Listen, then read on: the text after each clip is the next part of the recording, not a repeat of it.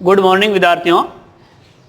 पिछले अध्याय में हमने पढ़ा था, पिछले क्लास में हमने पढ़ा था कि प्रवास के क्या प्रकार है, जैसा कि अंतर्महाद्वीपीय, अंतर्राष्ट्रीय, अंतर्राष्ट्रीय के अंतर्गत पढ़ा जाता अंतर्देशीय और स्थानीय। अंतर्राष्ट्रीय के अंतर्गत पढ़ा था हमने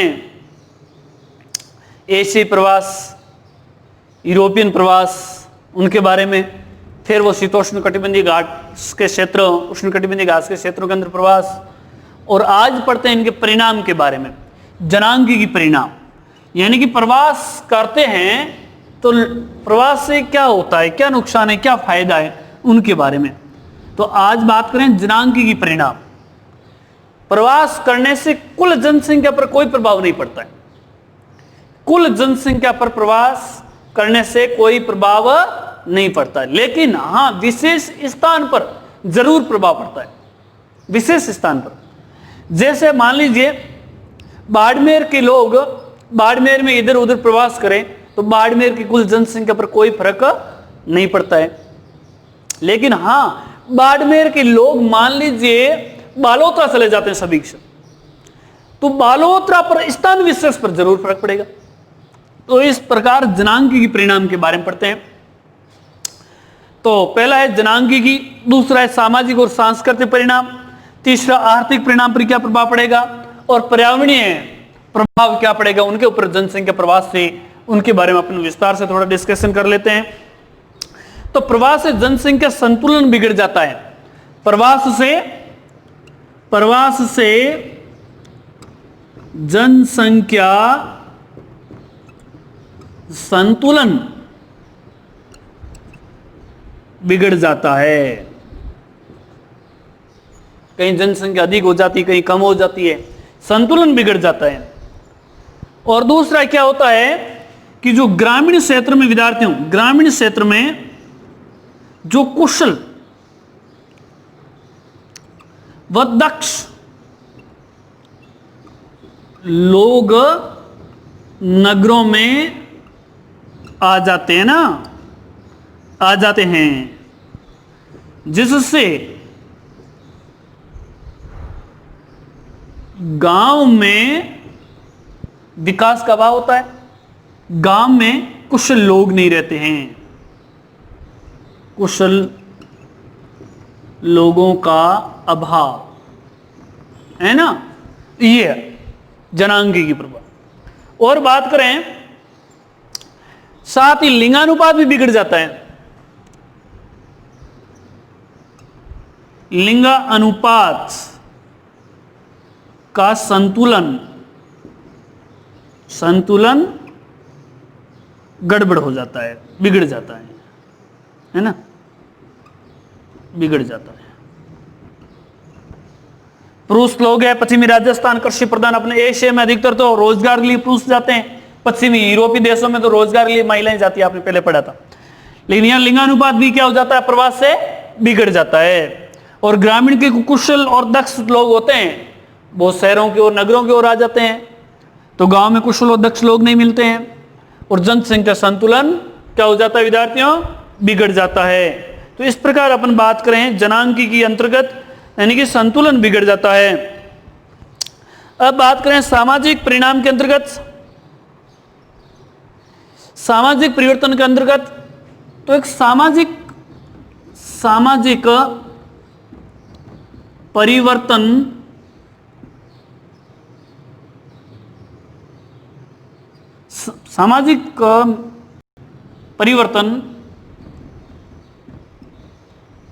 संस्कृति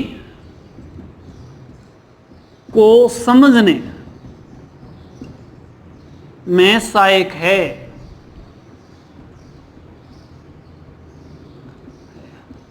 सामाजिक परिवर्तन होता है प्रवास से, है ना विद्यार्थियों, प्रवास से सामाजिक परिवर्तन होता है। तो उनकी परिवर्तन होने से उनको क्या समझ सकते हैं, संस्कृति समझ सकते हैं। एक क्षेत्र से दूसरे क्षेत्र जाते हैं तो जैसे खान पान, रहन सहन, भाषा, रीति रिवाज आदि को अच्छी तरह से जान लेते हैं। किस क्षेत्र की ऐसी रीति रिवाज, उसमें क्या सही है उनको प्राप्त कर लेते हैं ना, जो क्रूतियां उनको भगा सकते हैं। हमारे खान पान रहन सहन में परिवर्तन आ सकता है। इस प्रकार नवीन विचारों का प्रचार होता है। नवीन विचारों का प्रचार होना है, बालिका शिक्षा को बढ़ावा मिलना,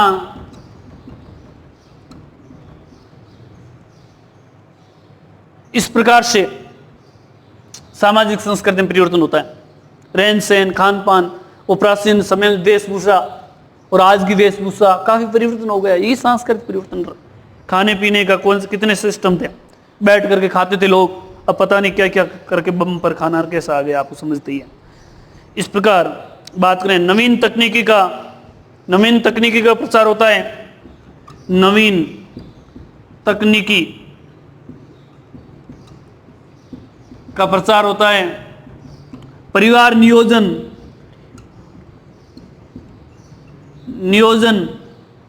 के बारे में लोग जागरूक होते हैं। प्रचार करने से एक दूसरे डिस्कशन, महिलाएं बातें करती परिवार नियोजन के बारे में, है ना। ठीक। आर्थिक परिणाम की बात करें, आर्थिक परिणाम के अंदर बात करें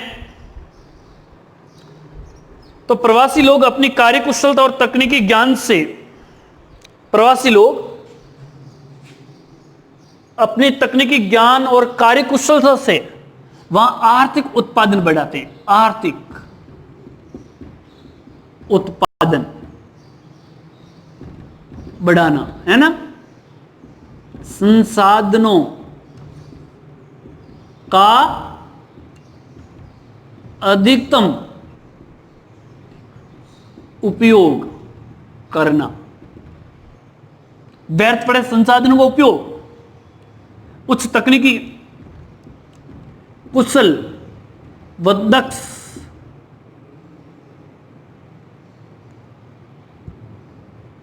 कुशल और दक्षता के कारण व्यर्थ संसाधनों का उपयोग, है ना विद्यार्थियों। जो प्रवास करेंगे कुशल व्यक्ति हो गए, वही प्रवास करेगा, तो व्यर्थ पड़े संसाधनों का क्या हो जाएगा, उपयोग हो जाएगा। और इस प्रकार आर्थिक उस क्षेत्र के विकास में, उस क्षेत्र के विकास में सहयोग प्रदान करते हैं, सहयोग प्रदान करते हैं भाई। जिस क्षेत्र में जो प्रवासी लोग गए, महाराष्ट्र में गए, तो महाराष्ट्र के विकास में सहयोग ही प्रदान कर रहे हैं अपनी तकनीकी और कुशलता से। इस प्रकार अपन बात कर सकते हैं। दिल्ली में गए तो दिल्ली में अपनी कुशलता और कार्य क्षमता के आधार पर तो गए हैं, और वहां पर उस क्षेत्र में, उस क्षेत्र का विकास में सहयोग प्रदान कर रहे हैं। इस प्रकार प्रवास से आर्थिक परिणाम फायदे भी है। इस प्रकार अधिक नगरों की ओर जाने से नुकसान भी है। अधिक लोग नगरों की ओर जाते हैं तो नगरों में जनसंख्या दबाव बढ़ जाता है।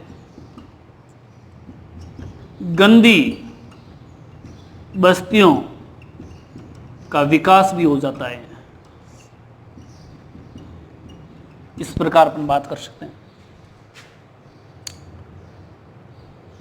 और गंदी बस्तियां पर्यावरण में जोड़ लेंगे बेटा, कोई बात नहीं, और उसमें जोड़ लेंगे। ठीक विद्यार्थियों, अब पर्यावरणीय समस्या की बात करें अपन, तो प्रवास के कारण नगरों में गंदी बस्तियों का विकास हो जाता है, पर्यावरणीय प्रदूषण फैलता है।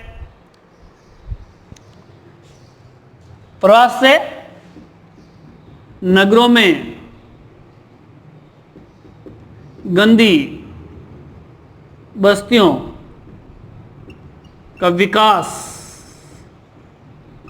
होना, जनसंख्या दबाव बढ़ना, यह स्थिति हो जाती है पर्यावरणीय समस्या में। प्रदूषण फैल जाता है, अधिक होना, नगरों में गंदी बस्तियों का विकास होना, जनसंख्या दबाव बस्तियां, गंदी बस्तियों का विकास, प्रदूषण फैलना, अपशिष्ट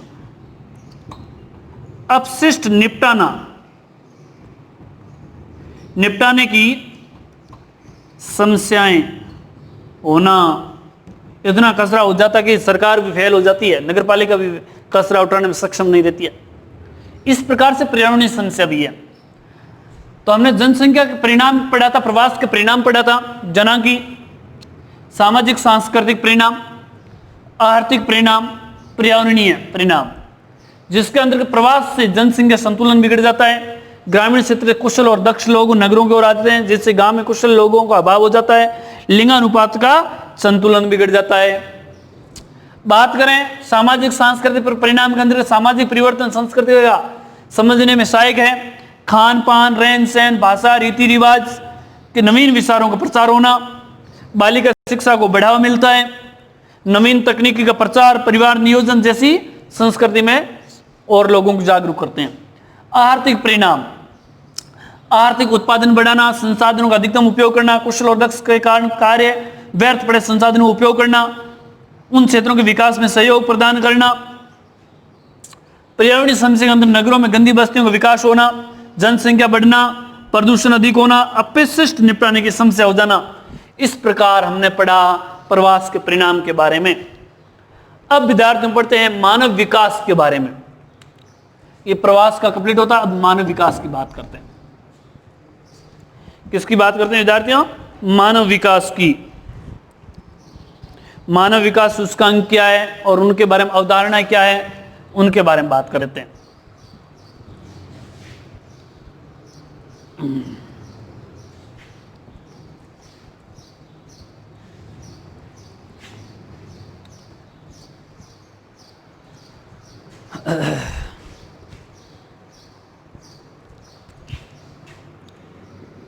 मानव विकास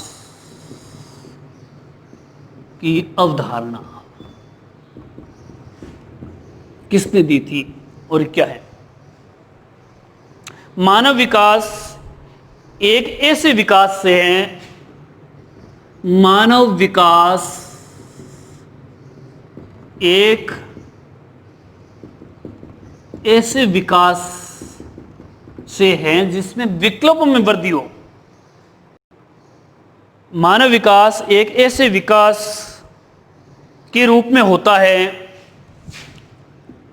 के रूप में होता है। मानव विकास एक ऐसे विकास के रूप में होता है जो लोगों के विकल्पों में वृद्धि करता है, जो लोगों के विकल्पों में वृद्धि करता है। क्या करता है विद्यार्थियों? विकल्पों में वृद्धि होना चाहिए। विकल्पों में वृद्धि करता है, उनके जीवन स्तर में सुधार लाता है तथा उनके जीवन स्तर में सुधार होना, यानी विद्यार्थियों सुधार लाता है या होना, सुधार लाता है।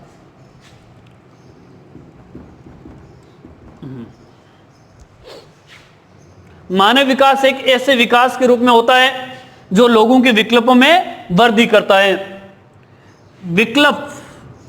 विकल्पों में वृद्धि करने का मतलब क्या है? एक व्यक्ति के पास में 3-4 ऑप्शन होने से कोई भी काम करने के लिए, जिससे मानव जीवन में सुधार होता है, मानव का शोषण नहीं होता, मजदूर का शोषण नहीं होता, मास्टरों का शोषण नहीं होता है, निजी मास्टरों का विशेषकर। इस प्रकार मानव विकास की अवधारणाओं की बात करें तो ये इसका प्रतिपादन किसने किया था? प्रतिपादन किसने किया था विद्यार्थियों? पाकिस्तानी अर्थशास्त्री था। पाकिस्तानी अर्थशास्त्री था महबूब उल हक,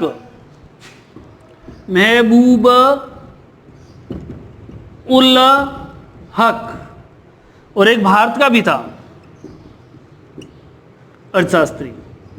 प्रोफेसर अमर्त्य सेन। आ सकता है मानव विकास की अवधारणा किसने दी थी? प्रोफेसर अमर्त्य सेन। और पाकिस्तानी अर्थशास्त्री कौन था? महबूब उल हक ने दी थी। कब दी थी? 1990 में, है ना। अब एक बात आती है एसडीआई, वुमेन डेवलपमेंट इंडेक्स, यानी कि मानव विकास सूचकांक,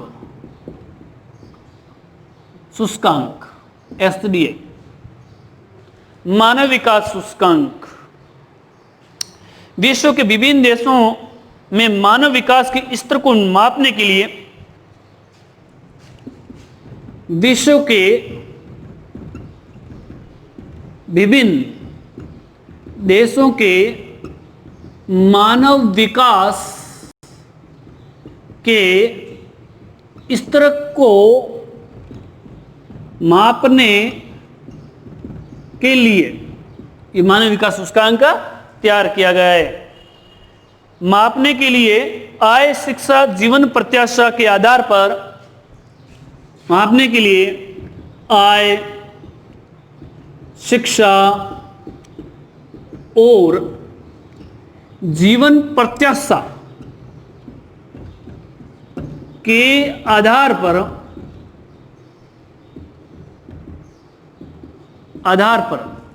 पेन चलनी बंद होगी विद्यार्थियों।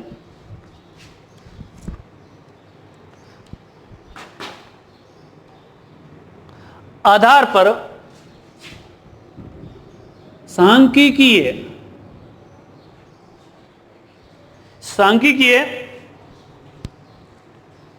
सूचकांक तैयार किया जाता है। सांख्यिकीय सूचकांक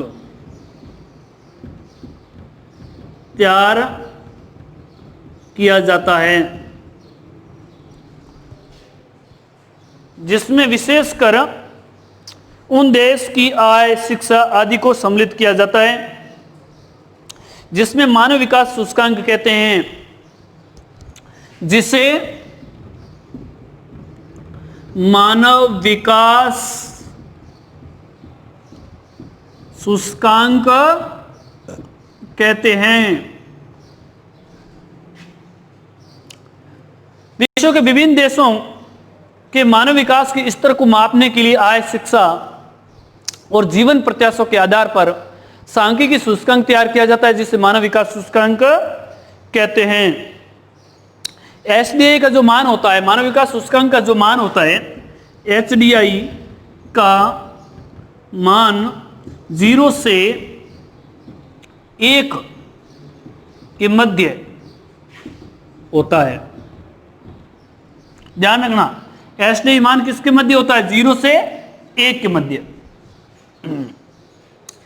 ये हमने मानव विकास सूचकांक की बात की।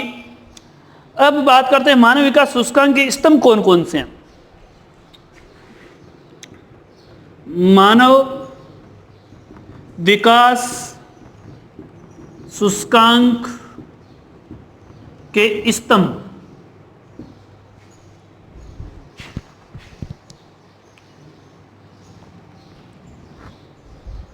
कौन कौन से हैं? विद्यार्थी सही डालनी पड़ेगी।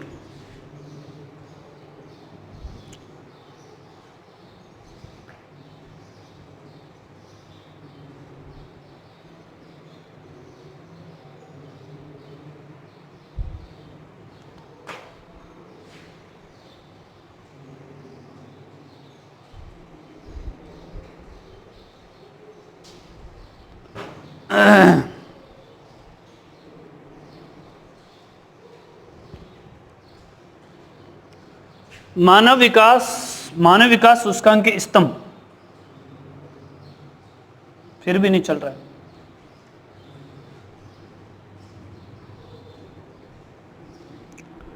मानव विकास सूचकांक के स्तंभ कौन कौन से, उनकी बात करते हैं। तो समता,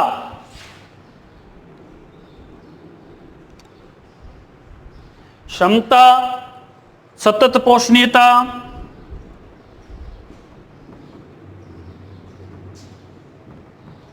सतत पोषणीयता, एंड दूसरी लाने पड़ेगी विद्यार्थियों, उत्पादकता,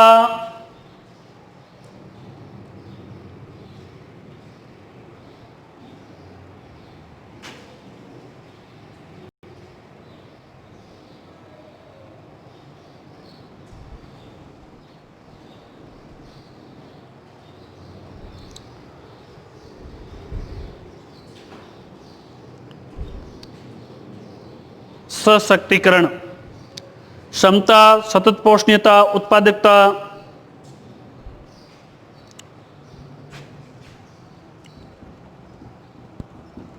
उत्पादकता,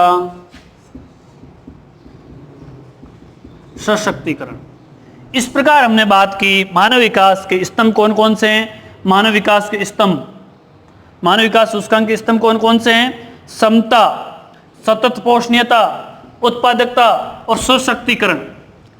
इस प्रकार आपसे क्वेश्चन पूछा जा सकता है मानव विकास सूचकांक के स्तंभ कौन कौन से हैं, तो आपको लिखना है समता, सतत पोषणीयता, उत्पादकता और क्या लिखना है? शक्तिकरण, सशक्तिकरण। अब बात करें मानव विकास सूचकांक रिपोर्ट तैयार कौन करता है। मानव विकास सूचकांक रिपोर्ट तैयार कौन करता है? मानव विकास सूचकांक रिपोर्ट तैयार कौन करता है? यूएनडीपी। यूएनडीपी कौन करता है विद्यार्थियों? यूएनडीपी, संयुक्त राष्ट्र विकास कार्यक्रम। पूरा नाम क्या है?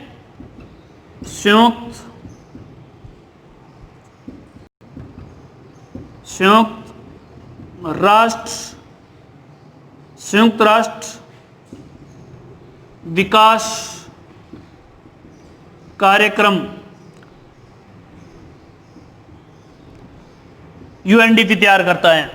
कब से करने लगा है विद्यार्थियों? 1990 से। कब से? 1990 ईस्वी से। संयुक्त राष्ट्र विकास कार्यक्रम। आगे अपन बात करें मानव विकास सूचकांक में लगभग उच्च मानव विकास 3 कैटेगरी में बांटा गया है अपनी पाठ्य पुस्तक के अनुसार। कितने बांटा गया है? 3 में। उच्च मानव विकास श्रेणी, मध्य मानव विकास श्रेणी और निम्न मानव विकास श्रेणी।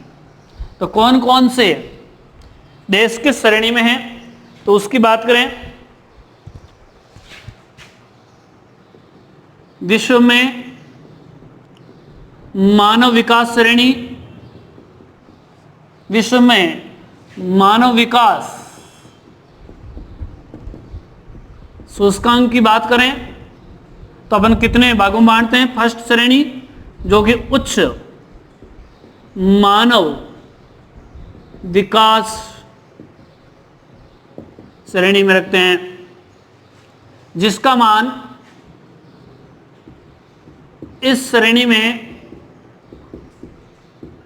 0.71 अंक से अधिक वाले देश शामिल है। जिसका सूचकांक मान एसडीआई मान कितना है? 0.1 से अधिक है, वो देश इसमें सम्मिलित किए जाते हैं। जैसे ऑस्ट्रेलिया, संयुक्त राज्य अमेरिका, स्वीडन, इस प्रकार के जो राष्ट्र हैं जो इसमें सम्मिलित किए जाते हैं मानव विकास सूचकांक में। जर्मनी, पहले जर्मनी आ जाएगी, हाँ, जर्मनी, स्वीडन सहित 94 देश सम्मिलित है। कितने देश? 94 देश। सेकंड मानक है मध्य मानव विकास सूचकांक की बात करें, जिसका मान कितना होगा विद्यार्थियों, इस श्रेणी में 0.54 से 0.770 के बीच अंक वाले देश शामिल है। यानी विद्यार्थियों इसमें कौन कौन से देश हैं बात करें तो चीन, थाईलैंड, भारत, चीन, थाईलैंड, भारत, चीन, थाईलैंड, भारत, मंगोलिया,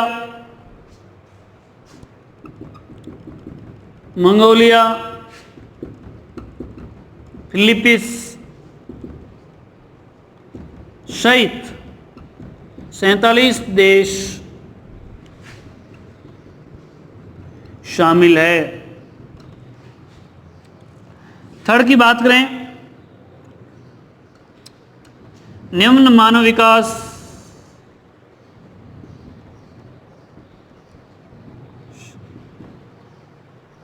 सूचकांक वाले देश, निम्न मानव विकास सूचकांक सबसे कम कौन सा है विद्यार्थियों, नाइजीरिया, फिर सांड, ध्यान रखना विद्यार्थियों पूछा जा सकता है निम्न, नाइजीरिया, सांड, जामीबिया। इसमें बात करें इस श्रेणी में 0.54 से कम अंक वाले राष्ट्र शामिल है।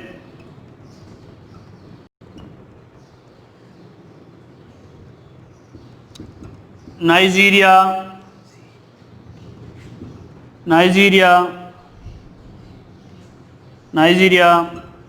सांड, जिम्बाब्वे, नेपाल,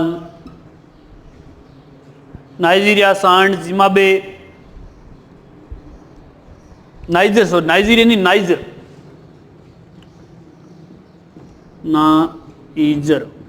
नाइजर, सांड, जिम्बाब्वे, नेपाल, और बात करें इनके साथ में तो म्यांमार सहित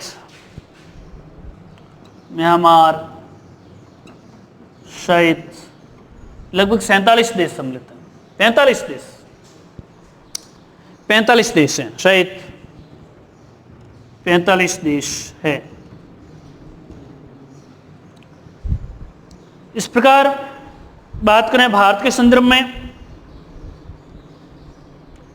तो इसको देख लें एक बार। मानव विकास सूचकांक में, मानव विकास उस श्रेणी में जो 0.71 अंक से अधिक लाने वाले देश ऑस्ट्रेलिया, संयुक्त अमेरिका, जर्मनी, स्वीडन सहित 94 देश सम्मिलित है। और मध्य मानव विकास इसमें भारत आता है, ध्यान रखना मध्य में, तो चीन, थाईलैंड, भारत, मंगोलिया, फिलीपींस सहित 47 देश सम्मिलित है। जो कितने अंक के बीच में है, 0.54 और 0.70 के बीच में। और निम्न विकास सूचकांक के अंदर सबसे कम नाइजीरिया, सांड, जामीबिया और नेपाल, म्यांमार सहित 45 देश सम्मिलित है। अब थोड़ी सी भारत के बारे में बात कर लें।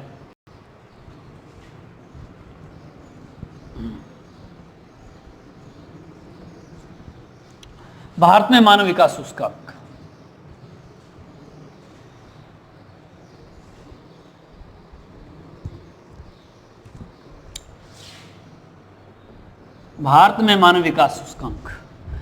बात करें 2013 ईस्वी में तो भारत ने 0.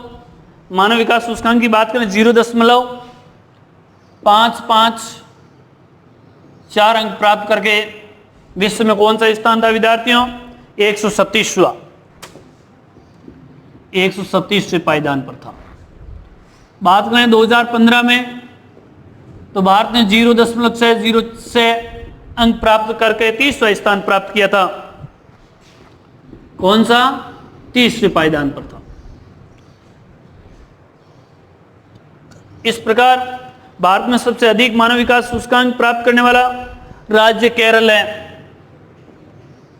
केरल लगभग 0.770 अंक प्राप्त है और प्रथम स्थान पर है भारत का राज्य। उसके बाद में दिल्ली से लाया बिल्ली, है ना, दिल्ली। इस प्रकार अपन बात करें मानव विकास सूचकांक के अंदर, तो सबसे अधिक के अंतर्गत बात करें तो केरल, और केरल के बाद में दिल्ली, दिल्ली के बाद में हिमाचल प्रदेश, हिमाचल प्रदेश। अब बात करें सबसे कम मानव विकास सूचकांक की, सबसे कम मानव विकास सूचकांक की तो कौन सा राज्य है भारत का? बिहार।